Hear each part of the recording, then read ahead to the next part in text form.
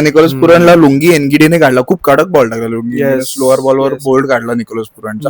आणि एनगिडी बद्दल तुम्हाला मगाशी काहीतरी ऑफ द कॅमेरा सांगत होता, ब्रावो कडून हा, त्यांनी तर एनगिडीचं हे होतं की एनगिडी जेव्हा चेन्नईमध्ये होता थालांच्या टीम मध्ये, तेव्हा त्याला फार खेळायची संधी नाही मिळाली. त्याला थाला नेहमी बेंचवरच बसवायचे. नाही, मग नाही, त्या खेळा, काळात- बऱ्यापैकी खेळा. हा, मग त्याने 2-3 मॅच हागल्या, कारण त्याने मुंबईला 219 चेस करून सो त्यानंतर त्याला पुन्हा खेळलं नाही. हा, सो हा. त्या काळात जेव्हा तो तिथे बेंचवर होता, तेव्हा त्याने ब्रॅव्हो कडनं स्लोअर वन्स शिकले. स्लोअर वन्स, त्याच्या यॉर्कर्स त्याने तिकडनं उचलले. आणि जर त्याने अख्खा- कोणत्या तरी इंटरव्ह्यू मध्ये सांगितलेलं हा, पण की बरोबर, ब्रावोला obviously. क्रेडिट मला दिलं नव्हतं proper. माहिती. त्याने सांगितलं.